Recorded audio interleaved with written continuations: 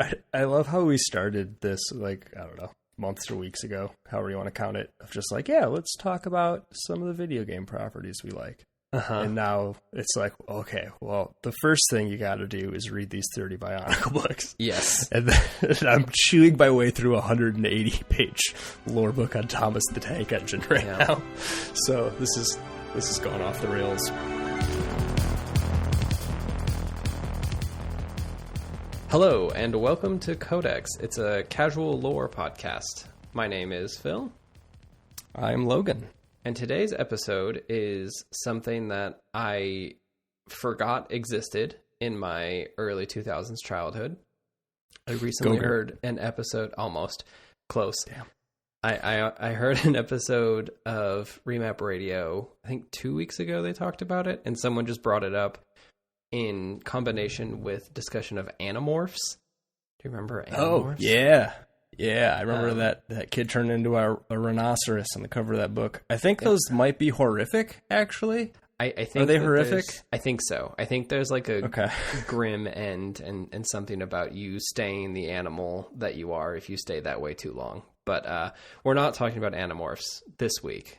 I reserve the right to bring up Animorphs next week. Okay. But what we are talking about is, do you remember Bionicle? Yeah, for sure. Okay. I did not have a Bionicle phase. I feel like I missed that by a bit, but I definitely remember the existence of Bionicle. Awesome. I had several Bionicle sets, figures. I'm still not quite sure what to call them, but I never got into them. They were just another Lego toy that I played with. But then that episode of Remap Radio a couple weeks ago reminded me that, oh, right, there was like a bevy of lore about what is going on in the Bionicle universe. And I went deep on the Toamata, which is the original team of Bionicle. So that's what we're talking about today. But before we do that, it's Bright Spots time. Did you remember to bring a Bright Spot today? I did. I brought something to show the class. The last time I was out looking at like old stuff in thrift stores or antique stores and whatnot, I found a stapler that I really like. And I think it's stapler. Yeah, it's a Pilot Model 402.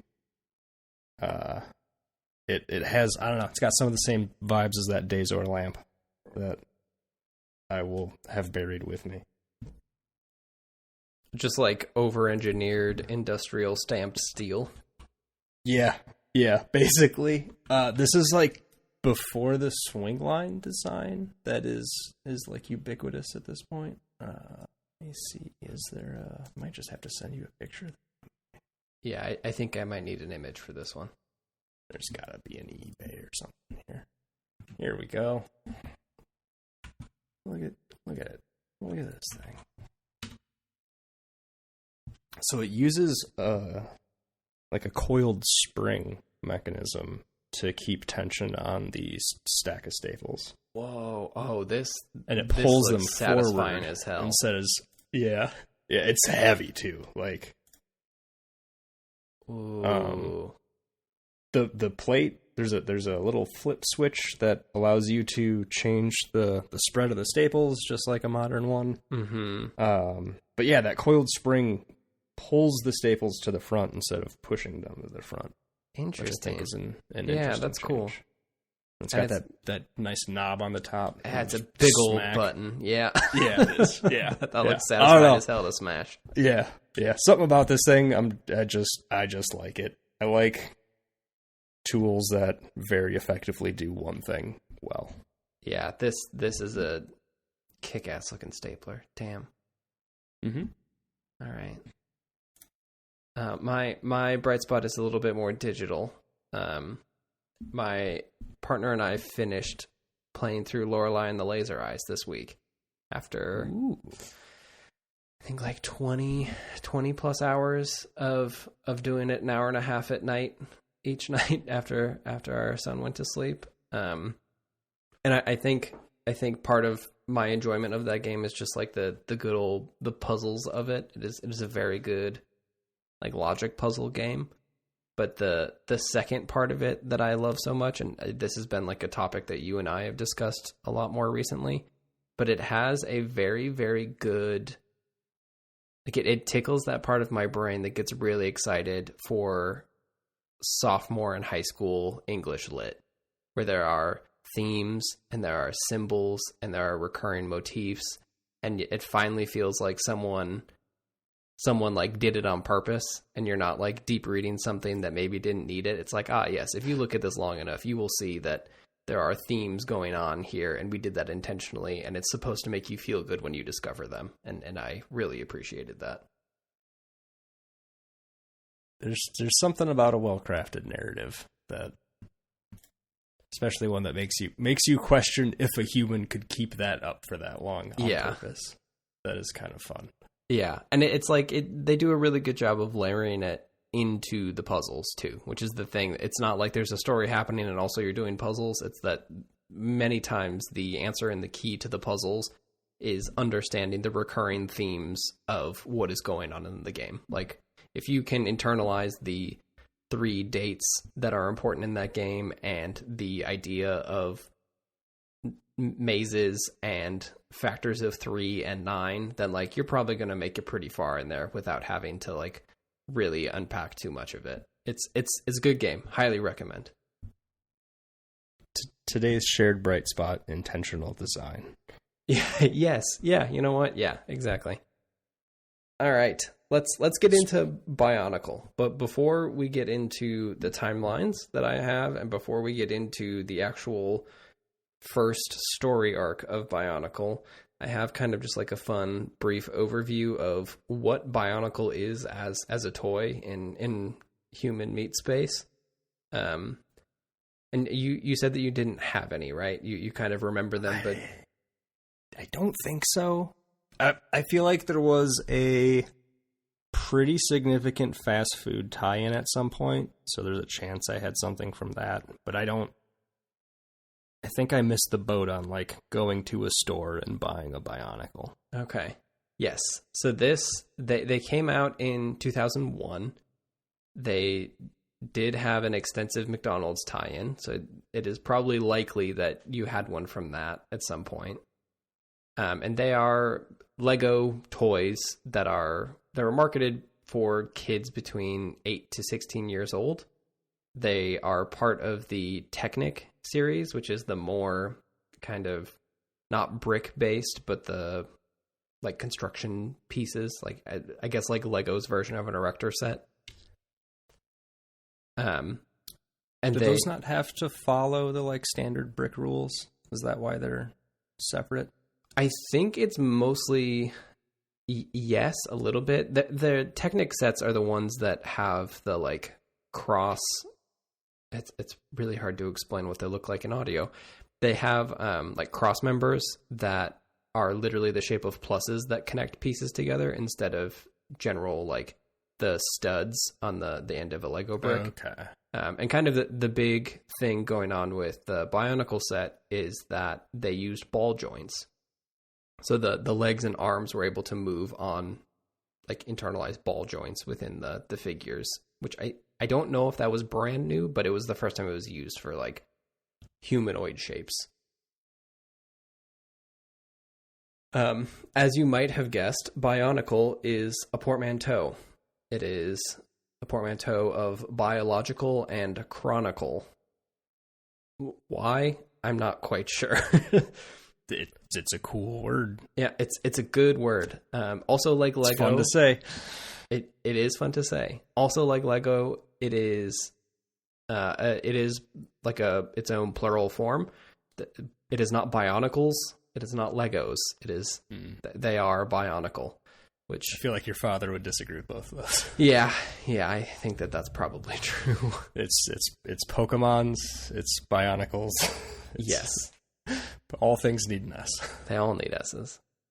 The thing about maybe the most important thing to the Lego Corporation about Bionicle, though, is that it was their first actual foray into like an internally owned property that was a combination of the actual kits that you would buy in stores and then much more in-depth storytelling.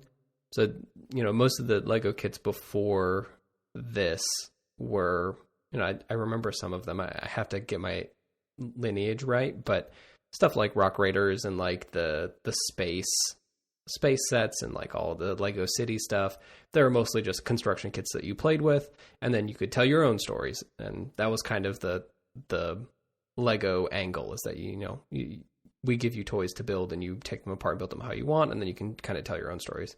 Bionicle is different. This is the first time that they're like, okay, these are characters, and these characters have a story, and that story is expansive and will continue to grow, and we will sell more kits based on these basically action figures that we're selling. I do remember, okay. So I remember the Lego City stuff being big. Mm-hmm. I apologize if this takes us down a weird tangent. Did you play any of those like early Lego games? Yes, I did. Like your Lego Island and your what was the other one? I feel like there were two. Oh wow, yeah, Lego Island is a real punch in the memories, huh? Uh-huh. There's recently one of the YouTube humans I follow did something with one of these. My brain is Lego Creator is the one that... Yeah, okay. That's what I was trying to think of. Yep. I remember Lego Island and Lego Creator. So Lego... Maybe I'm getting the timing of this wrong because childhood memories are weird, but I'm pretty sure Lego Creator was the first like PC game I ever owned, because I got it. It must have been in 98 when it was released, with my first Acer computer. Nice. Yeah, all of that makes sense.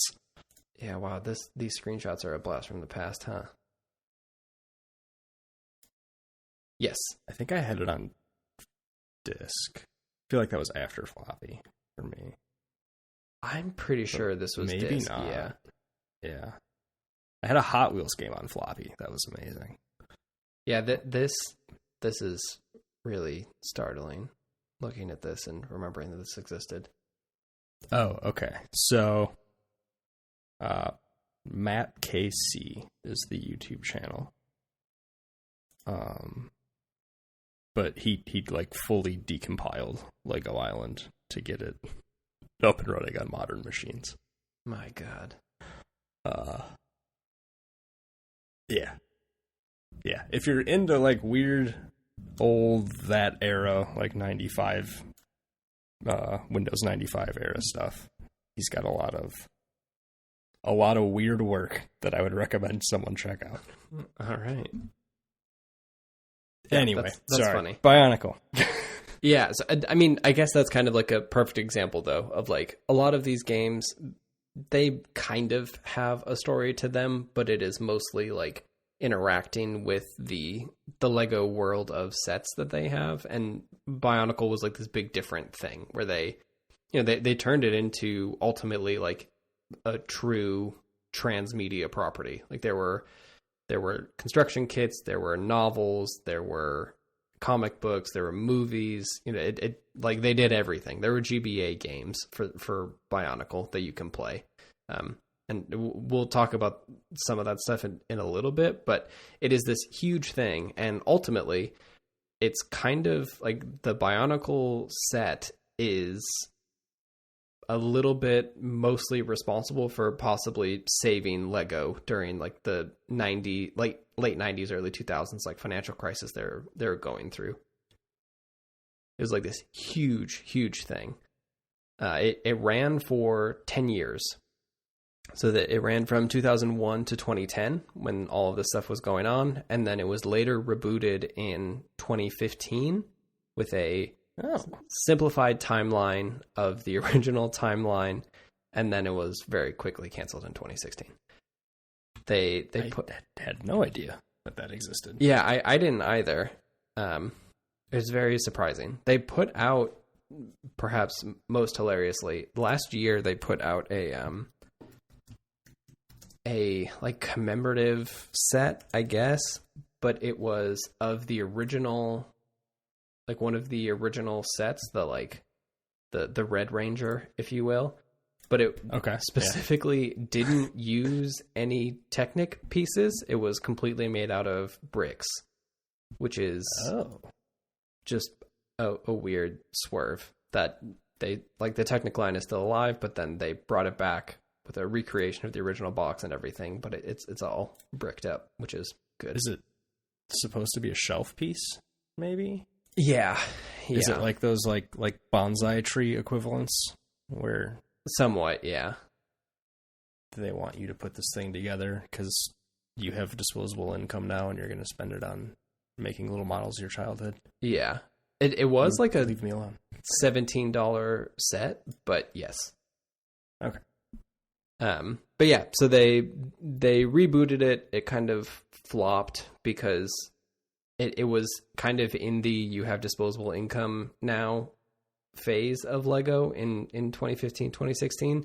And most of the kids who had played with them 2001 to 2010 were now like, hey, I really liked all that weird lore you did. Why did you get rid of all of that and dumb it down? So then it just kind of didn't go anywhere in 2016. The fun statistic that I found is that as of 2009, so before the first run was even canceled, 85% of American boys between the age of 6 and 12 had heard of Bionicle, and 45% of them had owned at least one set, which just kind of like shows how huge this was. Yeah, that's wild. I don't know how this missed me so hard. Did you say 2001? Yeah, 2001 to 2010, yeah. I might have just been like too deep into the prequel trilogies or something. Phantom Menace stole everything. Maybe. I don't remember. Yeah. Huh. Yeah, I remember these being everywhere. And I definitely remember the like mask-like faces. Yeah. But... yeah, and they came in the little like plastic tubes. Like they didn't come in boxes. They came in like canisters. This is also kind of the, just to like further age us, but this is in the enhanced CD era. So they would actually come with like media discs and stuff that you could kind of put into a computer and experience the world of Bionicle. And it was like kind of packed in, I think. Okay, that feels familiar. Huh. This is going to be a weird episode for me, I feel like. Slowly knocking the cobwebs away. Yeah.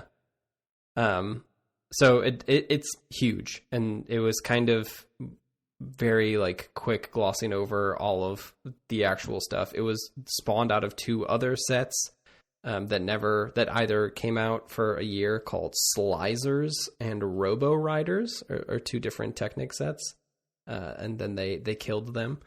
They were also originally called, I need to make sure that I get this right, the original name of Bionicle was... yes. The original name of Bionicle, before they changed the name to something a bit more sci-fi, was the Boneheads of Voodoo Island, which is a significantly worse name. Yeah. For a multitude of reasons, but yes. That sounds like one of the weird self-published novels I would buy at a book sale. Mm-hmm. Yep. It's bad. There was like a logo and everything. I'm glad that it was not that. Huh. Yikes. I wonder how close to shipping that was. Or if that was just like a project name kind of thing.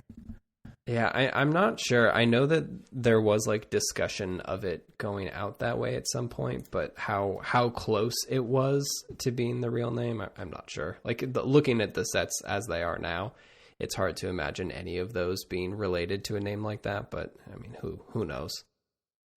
But speaking a bit of controversial names and everything, they did get in a little bit of hot water on account of... This doesn't surprise me. Cultural appropriation. They have a vaguely like Pacific Island vibe that I assume was not done with a lot of tact. And it wasn't vague. Okay.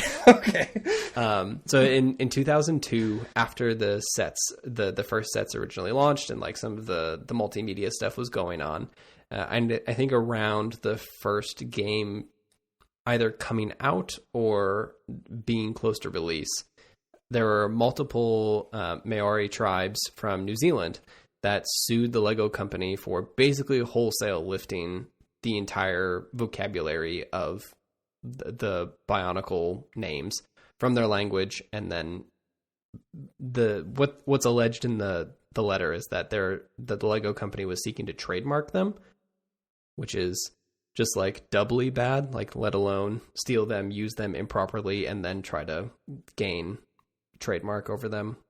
Whoopsies. Yeah, we're gonna take your words and send them to this British museum real quick. Yeah. But good news, the law, it's a different time, 2002. The law provides and is on the side of good. The tribes ended up winning, and Lego changed some of the names in the Bionicle theme, in kind of like we're a corporation, so we can get away with what we want. The pronunciation of a lot of the names remained the same, but they added a couple extra letters here and there, and kind of, I guess, like removed the anglicized version of the original terms. But unfortunately, because the sets had already shipped, there are several words that are just fully pulled from specifically the Maori, but also just other Polynesian languages. There's some Fijian words and things like that in there. So the ones that will come up in our discussion today are words like toa, kanohi, and tahu. Are just like actual words that they just never changed because they were already character names or important symbols in the set. But there was kind of a problem there, and some things changed, which I guess is nice that it was at least acknowledged. And that is also kind of a point to bring up, that I have done my best to pull the pronunciation keys on some of these, but it is difficult to find information on which way I'm supposed to be saying them. So if I change how I pronounce them, or if I get them wrong, just know the Bionicle wiki is not super well maintained, and understanding the difference between how they want things to be said and how the actual words are said may be different, and I will most certainly get them wrong. I was about to say, I'm glad that you're the one who has to turn these letters into sounds and not me. Yeah. Listen, we'll step on it as we go. So Bionicle Media, there's over 30 novels, 50 plus comic books and graphic novels. There are 4 feature films, a 2016 Netflix TV series, 5 video games on the GBA, the PS2, the Xbox, and the GameCube. There are online Flash games. And maybe the most important, there are 2 fan games currently in production. The Bionicle Quest for Mata Nui and Bionicle Masks of Power.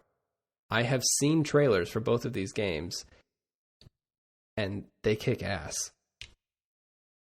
Yeah, that makes sense. One How of long them before they're shut down? So far, they're going. They've been in production for several years at this point, I think. Many people, and maybe the weird part of this is that they haven't been shut down yet, but many people are saying that they sure would wish that Lego would just license them the IP to like let them do this in a very, very official capacity, because like Bionicle Masks of Power is just Devil May Cry, but with Bionicle sets, and it's sick. That sounds pretty rad. Yep. Highly recommend looking at those trailers. One of them is more of a RPG, and then the other is like a Devil May Cry stylish action, doing cool shit with Lego sets, and it is fun. I mean, they look like character action game designs, just yes, out of the box. So I'm not surprised that someone was able to adapt that into something neat. Yeah, it's really surprising and startling how much you can just make a Lego set be an action figure. Like they really, like for the 2001 of it all, like they really did nail this is a set of Power Rangers, and they just look like action figures, but also they're made out of Lego. Like if you look at where all the Marvel sets are now, it is very much like that is what they have. Like those are just Bionicle sets, but with Iron Man armor now instead. So they're kind of like hijacking the undercarriage of these old figures and slapping a new coat of paint over the top, essentially. Yeah, and kind of in the opposite way, as if you look at, I don't know how familiar you are with the Lego brick heads, but those are just Lego Funko Pops in the opposite way. Okay. But yeah, that makes sense that they've done that. That is Bionicle as a property as it exists today. There's always Lego ideas sets that come up that are somewhat Bionicle flavored, and maybe someday we'll get another run at it. But so far, it is dead and defunct, except for a couple of fan games that are going on right now. I assume they'll recycle the property at some point. If it was that big, it's still worth something. Yeah. A couple of other just minor notes here, because if there are any Bionicle heads out there, this will be important. Most of that Bionicle, like all of those properties and everything that I'm talking about, like the TV shows and the comic books, the novels, all of that is primarily written by one person whose name is Greg Farshty. He is like, basically they created the kit early on, and then from there it expanded out into all of these novels and everything, and he is the primary author on almost everything. Like basically all of the novels and all of the comic books were written by this guy. And there is just some fun stuff about a guy who worked at Lego as a copywriter and then turned into someone who wrote the entire Bionicle mythos, because in his spare time he used to work in like making D&D manuals. So he was like an RPG writer, and then just got to work at Lego and turned it into his own ever convoluted mythos that also has kits, which is just fun. I could have guessed the like D&D origins just from this man's picture. Yeah. Yep. He's got that D&D module writer beard and glasses combo. Yeah. You've seen this guy at GaryCon. At least 7 of them. For sure. Yeah. Yeah. So there's like some stories about like clashes with fandom in the early 2000s that definitely don't go his way, specifically around like, are Bionicles, like, are they gendered? Because in their writing they are gendered, but actually they're not, except when they're in love, but they can't be in love specifically because the author is maybe going through a pretty rough divorce, so love sucks and everything's bad. But we're going to gloss over all of that stuff, because ultimately none of the stuff we're talking about today involves any of that. It is the most origin story of these little funny sets as can be. So pin in that one for a part 2. Oh, we will revisit Bionicle. I'm going to gloss over 100,000 years of history and then to our actual topic. So don't you worry, we will return to the Bionicle mines. Is this our longest spanning property so far? It might be. It is probably pretty close. All right, lay it on me. All right. So what is the Bionicle? So a Bionicle is a biomechanical being. Some of them are sapient, some of them are not. Maybe the best analog for this these days is if you look at the animals and creature designs in something like Horizon Zero Dawn. That's kind of what the Bionicle world looks like. It is a lush jungle planet. It has, it's got your biomes. It's got a desert. It's got a tundra. It has all of that stuff, and it just so happens that there are these biomechanical and somewhat like designed creatures that live there, and some of them are animals, and then some of them are heroes. So the world itself is populated, and we'll get into what all of that looks like. The people we're talking about today are the Toamata, which are those are the main sets that you're able to buy right at the beginning, and they're your Power Rangers. They're, you literally have the red, green. I don't think there's a yellow or a pink, but red, green, white, blue, black, and brown, I think, there's 6 of them, and they are all elemental, and they're kind of like the heroes of the world. And something to think about as we go through all of this is that there are kind of important things that are built into the programming of the world, and programming is a word I use literally. They are that all of the creatures of Motunui, and kind of the Matorans specifically, but just most of the creatures, believe in the 3 virtues, capital T, capital V, which are unity, duty, and destiny.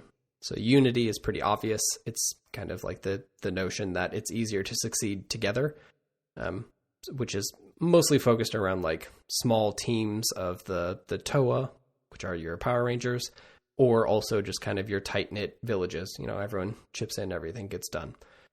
Duty is the other kind of pretty obvious one, but it's, everyone has a duty to fulfill their everyday tasks and to do it diligently and responsibly so that the village can remain united and therefore succeed. And then kind of the third one here, destiny, is very complicated, and I mostly just throw these 3 virtues in here because I know that you would like to hear this. It is believed and sometimes literalized in the Bionicle universe that each being, asterisk, sapient being, has a particular destiny. So today we're talking about the Toamata, and their destiny is very explicit. Their destiny as a team is to awaken Motunui, which is the name of the landmass. Once they achieve their destiny, they can relinquish their powers as Power Rangers and then kind of either fade into the background as, just protectors of villages or like wise old sages, or they can maintain them for some reason and then kind of train the next generation. The destiny of all creatures for what we're talking about is set by Motunui, the landmass. But Motunui's destiny was set by the great beings, capital G, capital B. Any questions about destiny and how it relates to the Bionicle fiction? Okay. So, where do these 3 come from, I guess? The virtues? How do we know? Yeah, how do we know those are, in fact, virtues? So, they are actually within the programming of Motunui. So, they are programmed virtues in Motunui, and Motunui will generate the animals, the beings that will for this conversation we will refer to them as Matorans, which is the people of Motunui. So they are generated. We're not talking about how they come to be. I don't actually know, but they become, and they are instilled with the virtues from moment of inception. That is a different definition of virtue than I think I would maybe use then. Interesting. Okay. Yeah. So are we doing hard determinism then? Is destiny predetermined in the way that maybe colloquially we would understand it? I think so. So some of them, like I said, some of them are very explicit. Like the original Toa team, like they have an explicit destiny. Like their destiny is to awaken Motunui. I think maybe the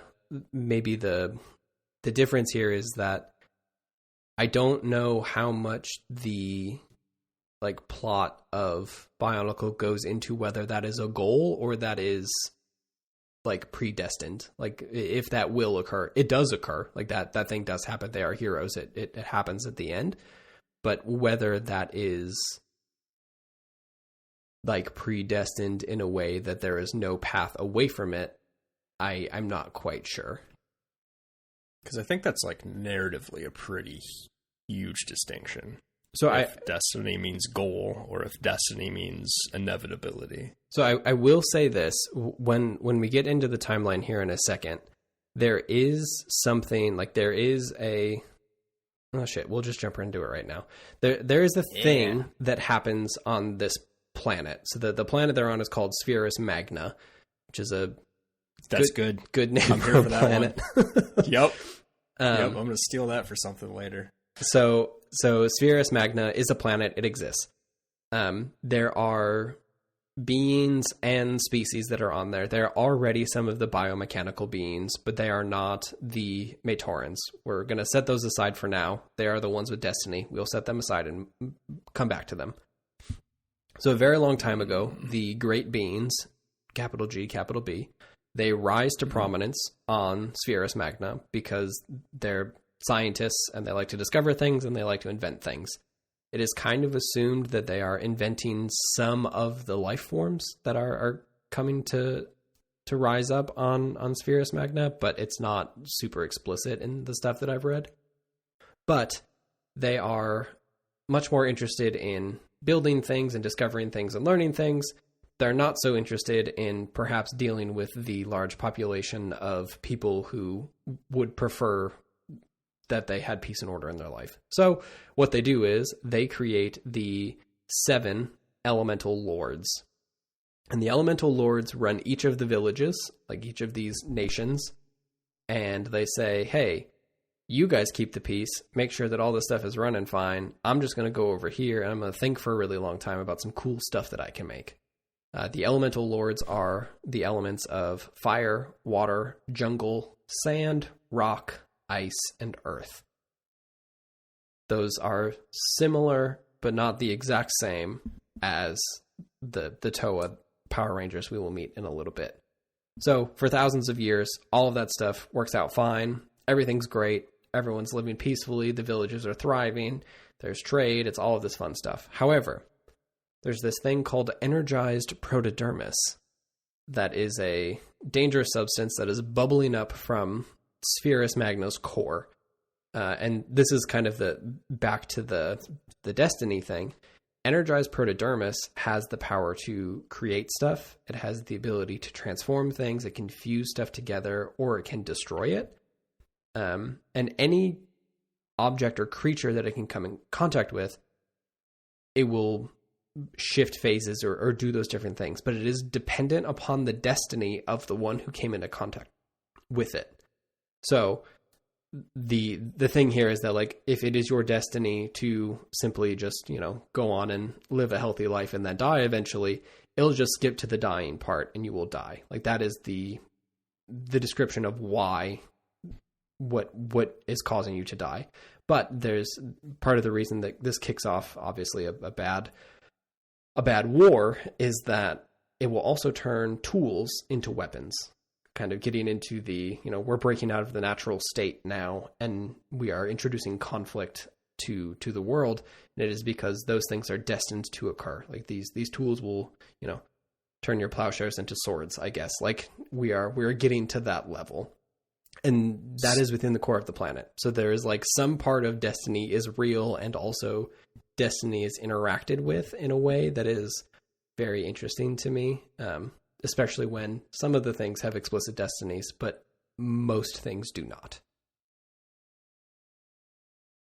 Oh boy. Okay. So, protodermis, as in skin dermis? Yeah. Okay. Does it seem like they know what those words mean? Because doesn't... I think it's just a cool sci-fi word. Okay. Didn't know if that was the direction we were going, or if we were intended to know that. Okay. That's fine. So does that is that coming from the same source as the virtues? No. makes this no. No. So Protodermis is just a thing that is in the planet, and it is like coming out. Actually, let me take that back.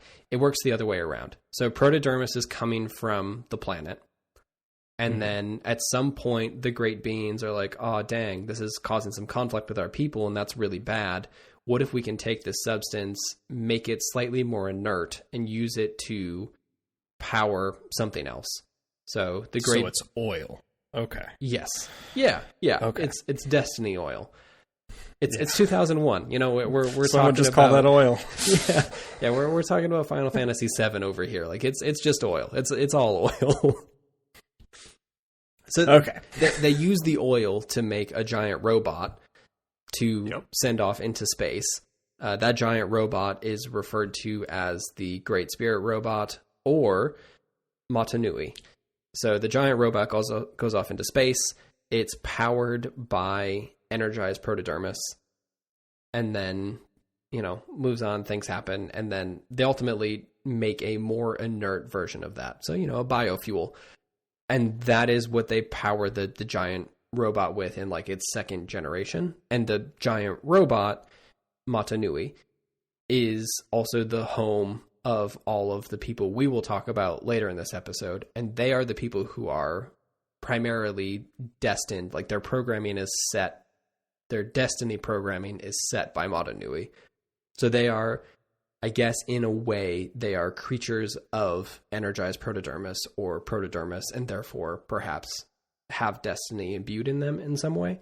But that doesn't explain how it has destiny effects on creatures that run into it before that happens. Do we know the inciting incident to build a mech colony ship and launch it into space? That seems like another jump we've made. It's no. Or you do enough science, eventually you get to colony robots. Yeah, I mean, ultimately this energized Protodermis stuff was let's take it back to oil. It was a runaway train that was destroying the planet, right? So like ultimately we have introduced this substance and it's going to make things really bad. So now we need to make a colony ship to start all over somewhere else. So they did a global warming because they did an oil. Okay. Yep. Cool. So yeah, they do they do that. The energized Protodermis can create life as well. So this is kind of the other weird thing. It creates life. It destroys things on contact. It can transform an object if that said object is destined to transform into something else.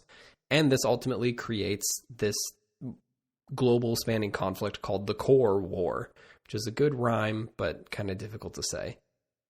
Yeah, that one works on the page. Yeah. Not on record. Yeah. I want to fight this property about their definition of destiny so hard. I'm just going to be vibrating at the other side of this microphone, letting it go. No, that's fine. You should do that. Because we'll never get anywhere. No, we will not. It is a interesting thing as this goes, how much of it is like is it a philosophical question? I don't know. The difference between destiny and programming. Because ultimately these are all biomechanical beings that are spawned from a giant mechanical apparatus that is built to colonize worlds. So how much of what they refer to as destiny is simply a way for them to satisfy the theological sense of what their programming is. We're just going to have to do a separate episode of something where I just make you believe in hard determinism. Interesting. That is not the way that I thought this was going, and I'm very excited for that episode. Cool. All right, so the Core War. The Core War is happening, continues to go ongoing. The great beings, they create a synthetic version of energized Protodermis. Like I said, they just chop off the energized bit. It's just called Protodermis. As creative as they are, they couldn't come up with a good name. They build the robot, Motunui. The robot, and we really need to underscore this point. We're not talking about like a Megazord robot. We're talking about literally a robot that is 12,000 kilometers tall, which is roughly the circumference of the Earth. So just take. I was gonna say, it's a big old robot. Where? Okay, so where does that material come from, and how is there still a planet left when they're done making it? Who knows? It's a giant metal robot. That's fine. I had to do that. Yep. Okay. So the robot is called the Great Spirit Being. It is also called Matanui, and it is also referred to as the Matoran universe.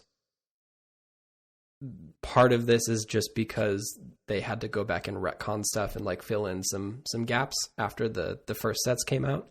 You know, going back to this guy just made a very convoluted history as he had 10 years to do it. So we're filling in some gaps as we go. But it is called the Matoran Universe, Matanui, or the Great Spirit Being. What happens, and this is kind of difficult to piece together because the timeline is weird and, like I said, covers 100,000 years. Matanui was created by the Great Beings as a living generation ship to explore the universe. Probably to get away from a planet that was imploding, but kind of unclear. So that just exists. Like, they made that thing, they shot it off into space and said, here you go, Matorans, live within all of the domes within the exoskeleton of this giant robot and kind of go out and colonize the universe. Unfortunately, I love properties where the solution to like some existential threat is, what if we built a giant robot? What if we went somewhere else? I just love the impulse, like the Pacific Rim of it. Just like, well, what if we made a robot to fist fight the monsters? That's probably the most efficient way to utilize these resources. It's basically every late 70s, early 80s anime. Like, at least 50% of them are, what if we made the biggest robot you ever heard, and we just go out into space and see what happens? Yeah. So, meanwhile, the discovery of energized Protodermis and its exceptional power caused war between all of the tribes. That's the core war. A lot happens, but ultimately, the energized Protodermis, along with all of the tribes fighting, they weakened the planet so much that it shattered into 3 pieces. Bara Magna, Bota Magna, and Aqua Magna. They are, as you can imagine, probably related to very specific biomes. You know, Bota being jungle. This times the words matter. Yep. Aqua is the ocean one. Surprise. Mm-hmm. So the war mostly ends then. You can't really fight too much when your planet explodes. And it is thrown into several tens of thousands of years of dark times. And then the Brotherhood of Makuta is founded in the Matoran universe, which again is the giant space robot. Mm-hmm. We're now at the point where all of the peoples living within the giant space robot maybe don't all know that it's a giant space robot anymore. So we're kind of jumping forward a lot here. But the Brotherhood of Makuta did know, because it was in their programming to create and alter the biomechanical life there in order to populate the Matoran universe. Basically, they created machines, like biomechanical machines and all the different animals, not the sapient creatures, in order to keep the ecosystems alive and thriving. Unfortunately, as is the case with most of these stories, a member of the Brotherhood of Makuta, referred to as Makuta in the beginning, and his name changes to Pterodax in later media as we get more convoluted. That's probably not a bad guy name. No, definitely not. He leads a coup, usurps some power, uploads a virus to Matanui, and then after 300 years, Matanui goes into a coma, crashes into the surface of Aqua Magna, and now we can flash forward 100,000 years and talk about the original Bionicle set that you bought in the store. An hour later, we're there. We're ready to start this episode. We did it. This is the, hey, if we're going to do a Bionicle episode, this is it. And honestly, we could end right here, but the next bits are kind of pretty light compared to what we just went through. So I'll just speed through it. But that was some Silmarillion density. I like that they let someone just swing for the fences with nonsense on this property. They just let him cook, and I promise you, it's not that, like, all of that stuff about like Makuta leading a coup and everything, that is 7 novels. Heresy. Like, that is like huge. And then that, like, 100,000 years, like, we're going to talk about the first, you know, quote unquote, the first Toa team that you run into when the set launches. But there's another one before then that has their own series of mysteries and their own series of adventures that sets up, like, they are the prequel to having this happen. And they just did that later. Like, that's like a weird 2003, 2004 set that they put out. That's just like, okay, well, you like those first heroes. Let's talk about the other ones, though. And the dude he just went for it. Like, they just kept going, and there's like, all right, go ahead, Greg. Like, go off, I guess. There's a lot of, I think this was a Netflix thing, maybe. The Toys That Made Us. I have not seen it, but I have heard it, yes. There's definitely I would recommend it. They're a lot of fun, especially the He-Man one. But there's a lot of parallels to those old, like, TV tie-in lines, your He-Mans, your G.I. Joes, and whatnot. I'm guessing Lego did not think this was going to be anything at all. So they just sort of let this guy go, and then it blew up, and they're like, well, all right, I guess we'll just keep riding this train until it crashes. Yeah. Because none of this reeks of the corporate planning that I would expect for a property like that they anticipated to be this large. Yeah. And like I said, a lot of this stuff that we're talking about in the preamble here is definitely stuff that was added later, but it's still, to your point, like, even if you're 5 years into this, like, are you really going to have someone create an entire set based around, like, dark coups and usurping power and, like, putting a giant robot into a coma? Like, there's a lot going on in here that is not for that 8 to 16 year old kid, you know? Like, there's a lot of Machiavellian bullshit going on this giant space robot. You know, it's a kid show. Yeah, just like kid show. Yeah. Just like Gundam. It's a kid show. Just like Gundam. Just like your Clone Wars. You know. Yeah. Just for kids. Yeah. So that is like the very primer beginning of Bionicle, and it kind of goes from there. But that is the incredibly light touch up to where we're going to go. And then don't you worry, after the Toamata segment that we're going to talk about next, there is more. Like, there are several more iterations of what is going on here. The giant robot wakes up, and that's like a whole arc. There are alternate realities. There's giant space stations. It just, like, it goes full anime at one point, and it just doesn't stop. Like, this dude just continues going and going and going, and I love it. I have found this is my RuneScape for the next several episodes, probably, that I'm going to work on. That's just like your brand of weird. Yep. This thing just keeps going. Like, how did this kid's toy get here? Okay. Mm-hmm.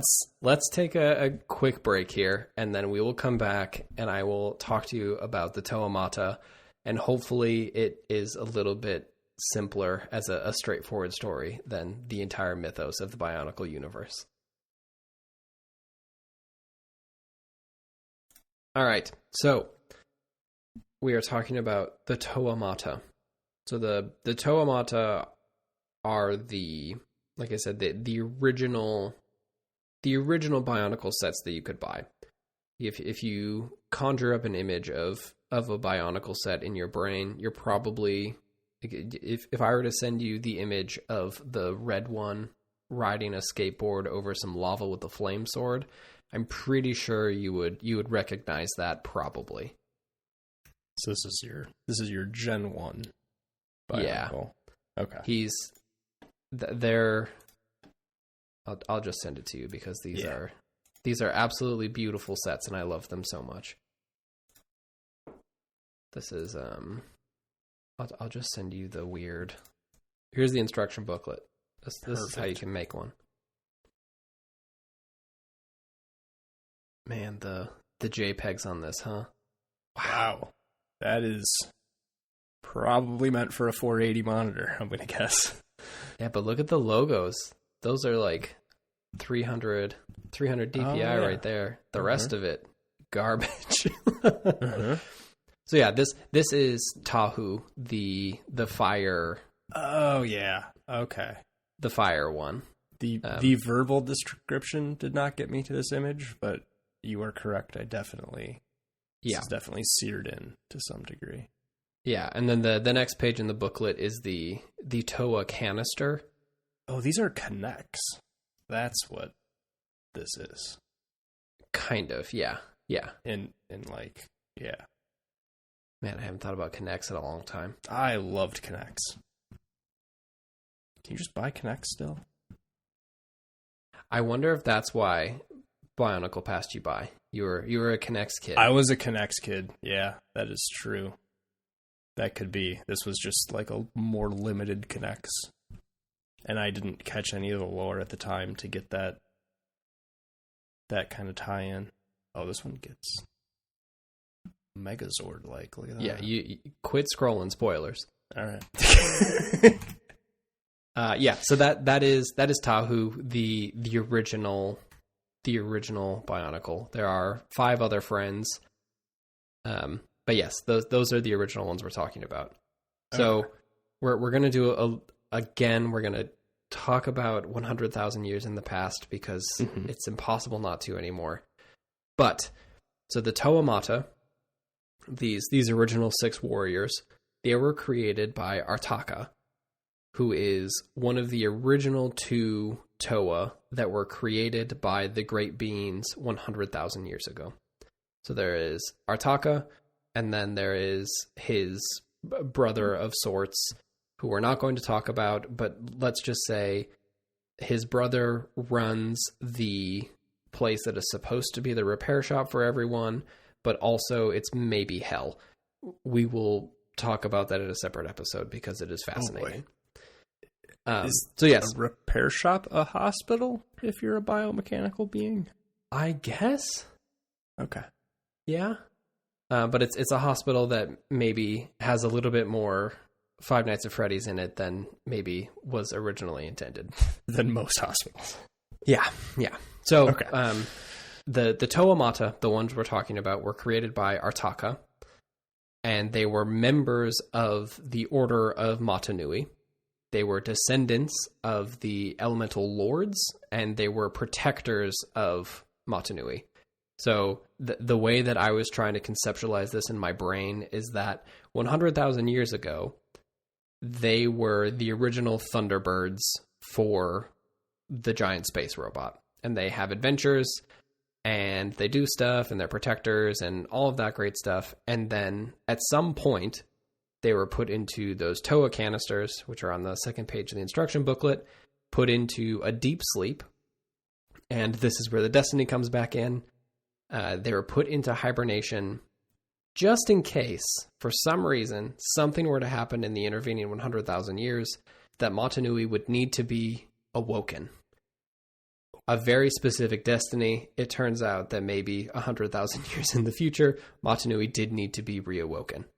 Okay, so this is your putting Sylvester Stallone into cryo sleep just in case Wesley Snipes gets out eventually. Yes. Yeah, exactly. Yep. Yeah, it's basically Demolition Man if you think about it. I like to believe most things are basically Demolition Man if you think about it. Yeah. So generally pretty soon after they were put into their Toa canisters, the shenanigans with the virus and then the coma from Matanui happened.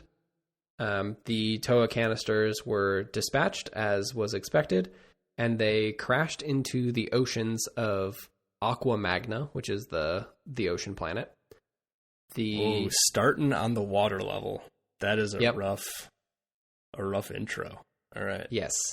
So Matanui crashes into the surface of Aqua Magna, and then it's kind of unclear. I think basically what happens is that it crashes into Aqua Magna, and then the map of Aqua Magna and like the original like first run of Bionicle is just, it's vaguely humanoid shaped. Like there's just like a giant center island and like a head island and everything, and it's just, I guess the population left the internals of the giant robot and moved onto the surface. So it's all very archipelago, and now we're kind of getting back to the Maori. You know, look, it's a Polynesian island. You know. Okay. Yeah. So the 14-kilometer mech crashes into a fragment of a planet. And Yep. Yeah. 12,000 kilometers tall, crashes into a planet. 12,000. Okay. So at this point, it's got to be bigger than the planet fragment, right? I suppose right. So like the planet, the image of the planet is very hilarious because it is a sphere, and then coming out of the, I don't think it's the poles, but it is basically whatever the poles on the equator would be. It is two smaller spheres. One of them is white, or one of them is blue, and one of them is greenish. Are coming out of the side of a desert planet. So like, they're moons of themselves, but you know, somehow so they got their own physics here. Yeah, is what we're doing. That's fine. Okay. Yeah. So yes, Motunui crashes, becomes the entire landmass. 100,000 years passes, and unfortunately, the canisters that the 6 Toa were put in, something went wrong, and they basically just floated in the ocean for 100,000 years, waiting for something to happen. If there's one thing we've learned in the last few weeks, it's that the hell pods are not always properly packed. Correct. Yes. And sometimes the best way to fix that is you steal a little bit from Dragonball. Okay.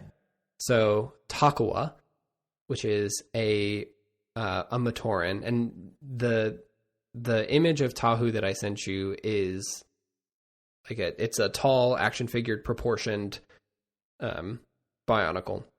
The Matorans, for most of their depictions, are the Happy Meal toys that you would get from McDonald's, where they are basically a truncated chest segment and then the feet attached directly to the chest, and they have like little arms and a little mascot on top. So they're like maybe as high as Tahu's leg. They're like cute little guys that kind of go around, and they're adorable.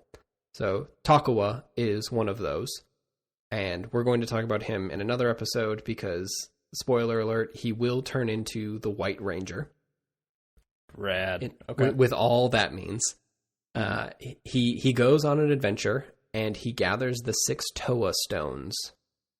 And then he places them into the respective suvas, which are just kind of like, I guess, like gravestones, but also kind of like cool Power Ranger consoles. And then by doing so, he activates the Toa canisters, finally getting them out of their listless state, and then they bring the Toamata out of their hibernation, and they land on the shores of the island that they're on. So he calls in the Dragon Balls, and then they show up. Mm-hmm. So they land, and this is maybe the grossest part of it, is when I say that they are biomechanical beings, something that doesn't really come up a lot is that they have, like, they're little Lego guys that seem like they're just made out of bricks and stuff, but there is organic tissue in there somewhere. And I haven't seen like a biblically accurate Bionicle illustration yet, but somehow there's flesh and actual dermis in there, I guess. So, you're not going to get this, but are they the Borg? So they're the Borg? Maybe we're gonna have to do next gen stuff. Yeah, I don't think they've been assimilated, but I guess maybe they have been. Can they survive without the bio piece? Yes. So they are not the Borg then. So they arrive on the shore, and their canisters open up. And actually, if you look at the instruction manual, I didn't realize this when I sent it to you. It seems like he's not having the best of time. Yeah, so the second page there is the canister being wide open and just a bunch of grayed pieces sitting on the beach. Just a puddle of Bionicle. Yep. So that puddle of Bionicle pretty quickly is able to recombine and assemble itself, and then the organic tissue grows back pretty quickly. But unfortunately, and I guess we're going to have to continue running the ticker of things that it steals from anime, they have lost their memories because they've been in storage for so long. So there are 6 friends. There is Tahu, the one we've been talking about. He's the Toa of fire. Toa is the Maori word for warrior. Okay. There is that maps pretty Kopaka. clearly. Yep. Yeah. So there's Kopaka, who is the Toa of ice. They are white. There is Gali, who is Toa of water, the blue one. Pohatu is the Toa of stone, which is brown. Liwa is the Toa of air, which this is a bit of a out of the blue one, but they are green for air, which feels odd to me. But we already Quest took 64 white and blue. did that. Yeah, Quest 64 did green for air, so that's kind of baked into my brain. All right, and then It's there like a is light Anua. Yeah, the Liwa is very, very green, like Lego green. Okay. And then there is Anua, who is the Toa of Earth. They are black. So your real actual Power Ranger vibes here. And we'll gloss over a bunch of their small adventures that are kind of cataloged throughout the myriad comic books. But basically, they all split up and go to their respective villages on Aqua Magna. So each of the islands, or some of the islands, are like, this is the Fire Island, very Avatar. This is the Stone Island. This is the Earth Island. This is the Air Island. And all of the different warriors go to their respective villages. And within the villages are the Turaga, who are the former Toa that had achieved their destiny, gave up their elemental powers, and now they are village elders of some variety. Okay, so there's like this cyclical Cincinnatus thing going on here. Mm-hmm. Where someone gets called up and then completes the task and then returns to Yeoman Farmer. Yeah, and those Turaga are the ones that in future, I think like a couple sets later, they are the Toa of Metra Nui, which are the original ones that basically got the Toa stones, hid them, hid the Dragon Balls so that someone could find them and summon the guys who need to actually solve the problem. Because it was not their destiny to reawaken Matanui. It was their destiny to awaken the Awakeners, I guess. Who awakens the Awakeners? Yeah. Yep, who awakens them. So they go to their villages, and the danger in this world now is that the Rahi, which I don't know if I mentioned yet, but those are the non-sapient biomechanical beings. So they have the Protodermis in them. They're made by the Brotherhood of Makuta. And they've been zombified, and they've been weaponized, and in the intervening 100,000 years, they've become more violent, and they've been used by Makuta Pterodox for his own personal canes. So they punch him up, do some fighting, and then they save their respective villages, and then they are given their big quest. They have to go defeat Makuta and save the world from this great terror. Do we know if there are elemental type damages? Do we get the Pokemon elemental system with our various warriors here? That is a fantastic question, and it leads me to my next thing. Perfect. So it's not necessarily Pokemon elemental damages stuff, but the kind of an important part of this, and again, I will just continue to pay lip service of this just to remind people, but we're stealing from more Polynesian cultures here. In Bionicle, every creature, every sapient creature, and some of the Rahi creatures have masks. And each of the masks that they wear, there's like different types, there's different power levels, and they imbue the creatures with either some power, no power, or great power. And each of the beings must have a mask. Like, you have to be wearing them constantly, or you will get weaker and then eventually like go into a coma-like state or die. Ooh, there's some weird allegory there, I bet. So there's 3 general main types of masks. There's the powerless ones. So the powerless ones are what those little cute Matorans wear constantly. They're not of any distinct shape. We'll get into like the different like images of them versus the like quality of them. I think what the best analog here is that your powerless ones are your grays, your noble ones are your blues, and then your greats are your purples. Okay. They're all just like different levels, but they all have different modifiers on them. So the noble one, and I guess this is back to the original discussion we had, but these are called kanohi, and those are the masks. So the masks are called kanohi, which is the Maori word for mask. The noble ones have weaker powers, and they are most commonly worn by the Turaga, which are the village elders.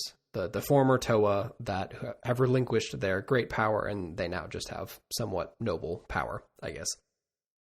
And then the great level, your purples, they were worn almost exclusively by the Toa warriors. But some other powerful beings like Makuta, who is, I guess, technically a Toa, but not really. And then other members of the Order of Motunui also wore them too. And these are the ones that when you look at that instruction booklet, like that red mask that he is wearing, that is the kanohi of, that one is of shielding, but that is his actual mask that he wears. Okay. Can you swap them out in universe? Yes. Not as a toy. So like you could increase your in-universe power level by finding better gear, essentially. To some degree, yes. If you scroll all the way down in that booklet, you'll see the 6 different masks of each of the Toamata. But you'll see those little circles next to each mask is them in a different color. So the masks themselves have particular powers attached to them. So since your class, and I don't necessarily have what color they are canonically, but basically the 6 main ones are the mask of shielding, which does what it says, the mask of water breathing, the mask of levitation, the mask of speed, the mask of strength, and the most fun one, the mask of X-ray vision. Okay, I was going to say, what's that? Must have been the white one there with the mechanical eyeball scanner looking thing. Yeah, so the kind of fun thing with all of them is that these masks come in all the different colors. So you would be able to, like, as a kid, you would be able to get a red version of the water breathing one, which is the blue one on this sheet. And you would be able to put that on your red warrior, like Tahu can have the water breathing mask for whatever adventure it needs to go on. And it matrixes out from there. So the masks themselves are not like legendary in the sense that there is only one of them. They are, they are purpose-built things that can kind of be traded around and everything. But Tahu is always red? Yes. Yeah, okay. Because he's of fire. Okay. So he could not put on a blue mask. It's a good question. I don't know if the masks are colored in that way. I think they are usually gray until they are put on, but that's just from a weird comic panel I'm remembering now. Okay. I'm sure we'll find out more about that at some point. Yeah.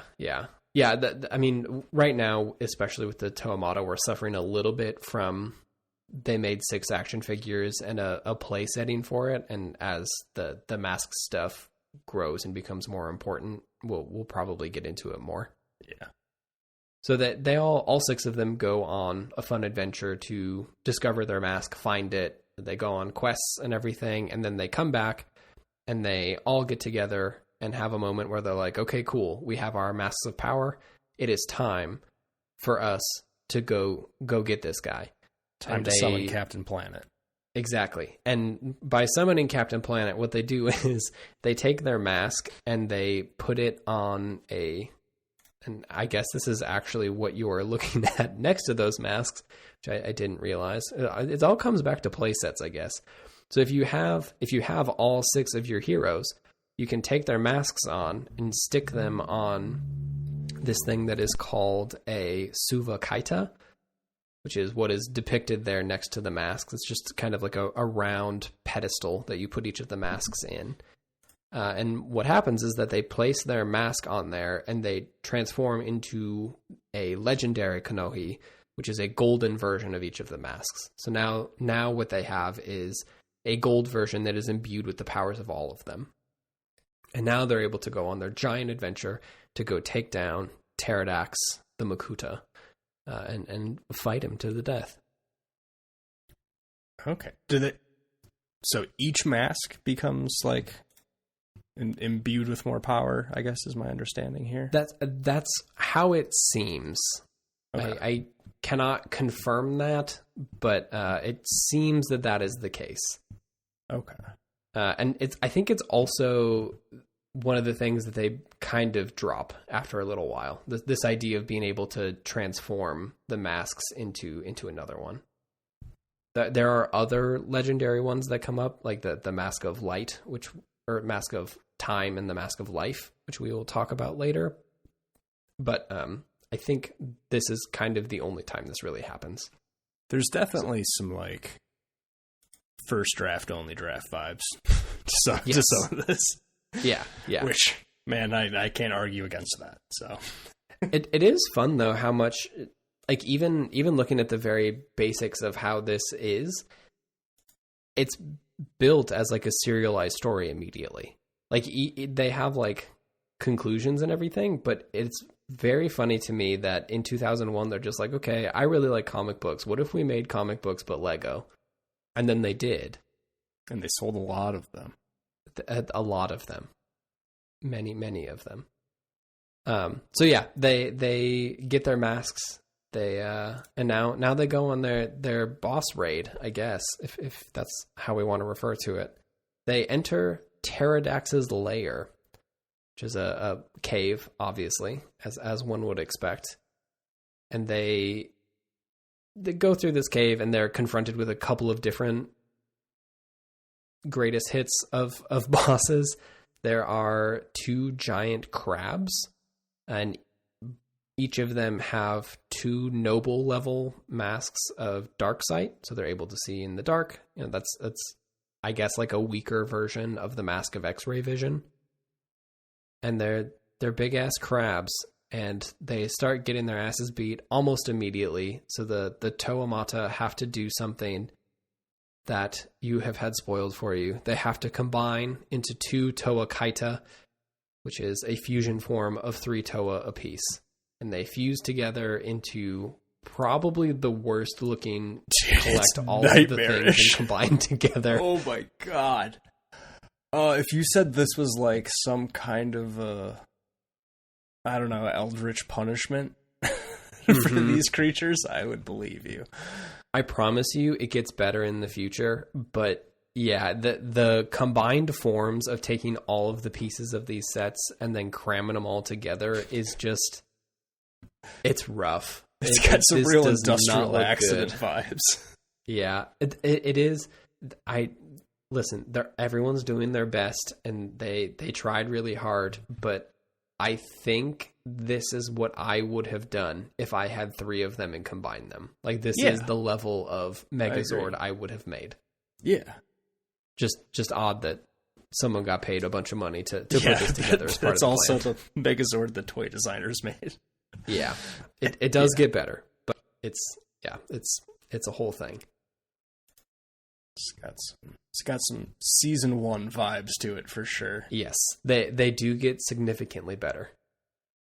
Yeah. So yes, they they fight these giant crabs one-on-one, and they destroy them handily in their cool new fusion form. Again, taken from Dragon Ball. Sometimes you gotta fight a kaiju in a giant mech. Yep. And sometimes the giant mech sometimes is your friend. You gotta be the giant mech. Yeah. Yeah, it's weird if you look at this image. One of the hands is just the two heads without masks on, which is grim. Do they... Man, I'm sure this is deeper than they care to think about it, but like, from us, who's in control of this thing? And how does this work from like a brain standpoint? I could not tell you. Do they share each other's thoughts? Is this like a mind meld thing? I think so. Okay. It says right here, Toa Kaita were fusions of 3 Toa into one single being. Do with that what you will. Huh. Okay. One single being. Merging bodies and mind. Ooh. Merging mind, because you could have a single being. Is it all 3 minds combined into one shell, or is it like these 3 guys black out, this uber mech comes into being? Is it like the Avatar state kind of thing? Maybe, where it's almost like a different. They like blink out of existence in a way. Yeah. Yeah. Do they just like wake up and they're done, or are they conscious of this transmogrification nightmare factory? Yeah, who knows? Yeah. Anyway, it's kind of moot, but they end up fighting the crabs. They defeat the crabs, and then their next great foe arrives, and as they near their great foe, in the face of such amounts of evil, the fusion cannot hold, so they all fall apart into their individual forms again.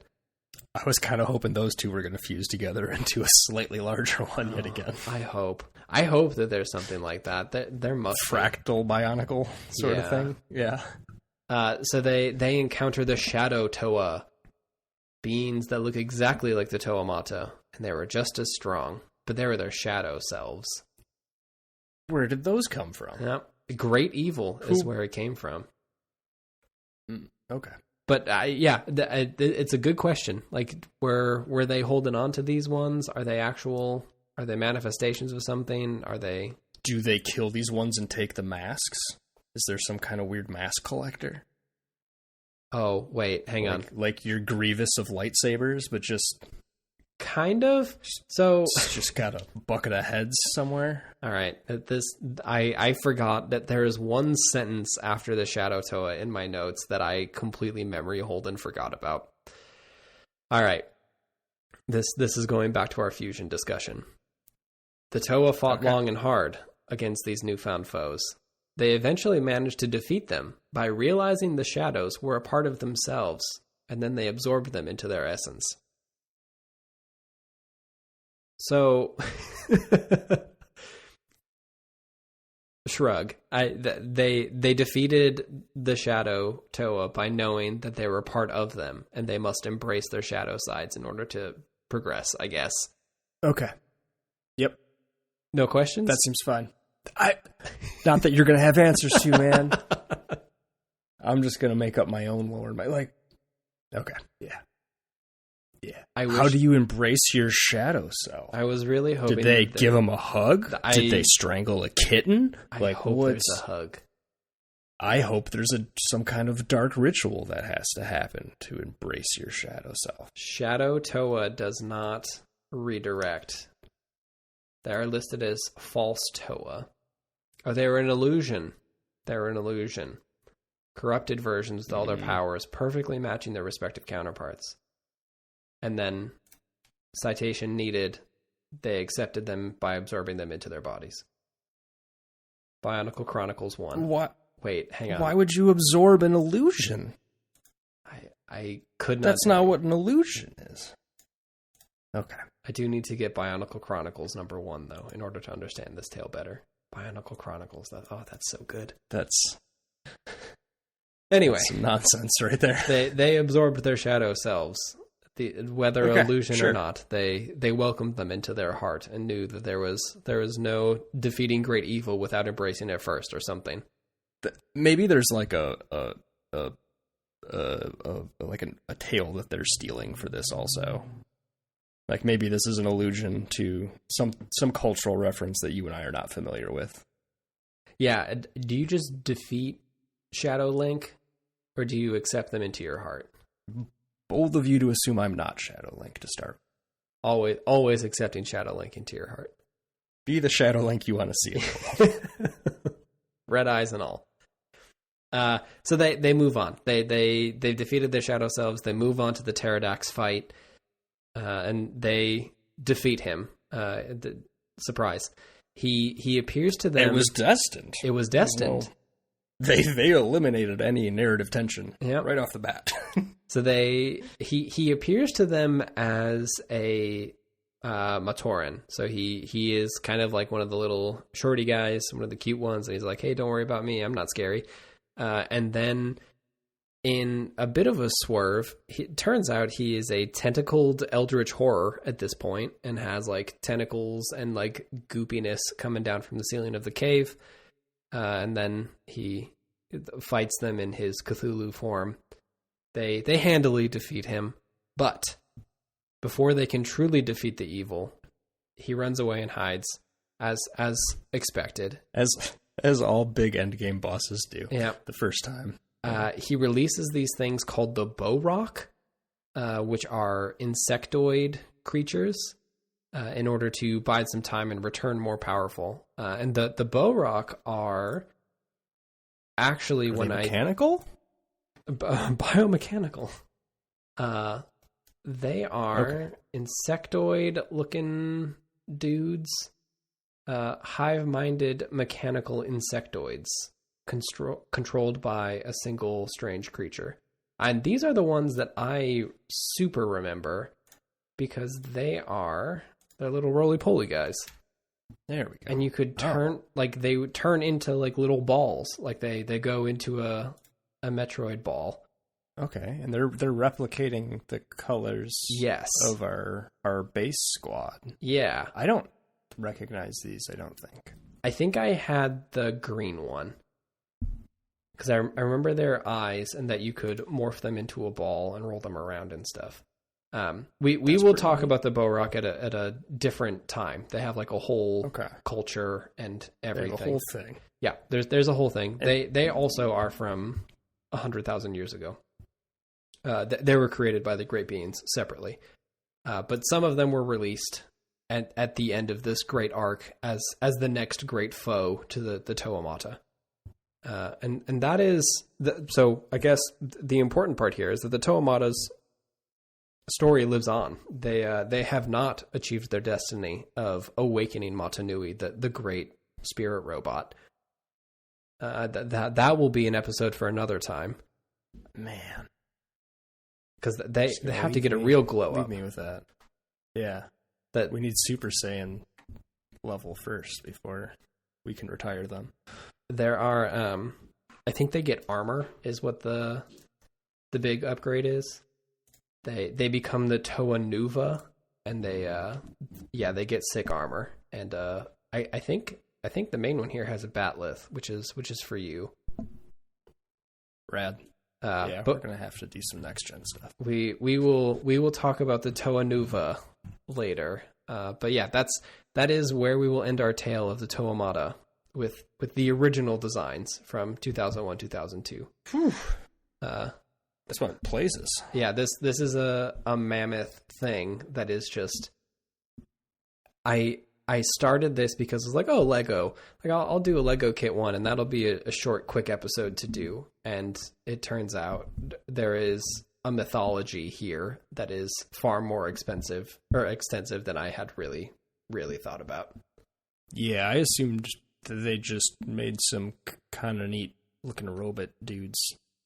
Yep. And that was sort of the end of it. Yeah. No, there's like a whole defeat the insect queens. There's all of the stuff with the White Ranger I was talking about. Like he is a whole other character that has a whole other arc and everything. So it just, you just click on one of these pages and it just goes. Yeah. Huh. Is there a dinosaur version at some point too? Are they going to run the full Power Rangers? That is a good question. I bet there is. I know, that's what I was just thinking. I didn't even think about that, but of course there is. There has to be. Yeah. Well, I guess we'll find out. Yeah, and I might have to do Power Rangers now. Yeah, there are. Let me just check here. There's 1, 2, 3, 4, 5, 6, 7, maybe 8 teams, and at least 4 of them have like second versions of them. Wow. Okay. So it goes. This is a deep well. Yeah. Yeah, there's a lot going on here. And like I said, there's a lot of stuff that happens. There's like political intrigue and everything that happens in the intervening 100,000 years. So and there's plenty. This is one of the biggest wiki pages I have seen, and it is actually pretty well managed. So I am excited to dig further into the realm of Bionicle and all of these weird eras that happen, and find out what the Reign of Shadows is. Ooh, that's good. Good name. REIGN or RAIN? REIGN. I'll take either reign. There would be a good fantasy event. Yeah, there's some good stuff. Oh yeah, the planet gets back together. That's another thing that we will talk about. There is literally. Yeah, I assumed that would happen at some point. It is, I think, the end of the timeline, but there's a picture of a panel I have seen of the Great Spirit robot with beams shooting out of both of its hands, and it is pulling moons into a planet, which is just all time image. Yeah. But yeah, that is the Toamata, a incredibly potentially brief explanation of the timeline, and I think from there we will leave Bionicle to rest for a little bit, but I will be returning to this well. I love how all of our brief explanations are 2 hours long. Listen, there's only so brief that you can be when it is an entire cosmology. That was a comment, not a judgment. I have zero wiggle room on that front, so. All right. So that is an episode. We will come back with more Bionicle, definitely more RuneScape, I'm sure. And I have some episodes that I'm not going to talk about in case they ever just disappear into the ether like they always do. Yeah. But yeah, if you like the show, just go to GordonHamburger.com. That's where all the stuff is. You'll find links to everything. If you want to message us, it's there. You can find me on Threads at Phil Bothan with the links in the show notes. Logan is offline, as is his wont. Yeah, don't find me anywhere. Ideally, don't look for him. I'll put a picture of the stapler in the show description, so you don't even have to look for that. Perfect. And then, listen to our friend Nicholas Cahill's music on SoundCloud. He's the guy who did the intro, the outro, and the interlude music that I'm sure that you've heard now. If you are looking for, power metal that is vaguely reminiscent of Lord of the Rings, he can help you out there. There's pirate music in there. It's an absolute joy to scroll through there. So go check it out. He's better at music than we are at podcasts. That is damn certain. Yes.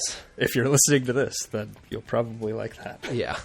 I guess thanks for listening. Go check that stuff out. And we will be back next week with another Codex entry on something that has just got stuck in our craw forever.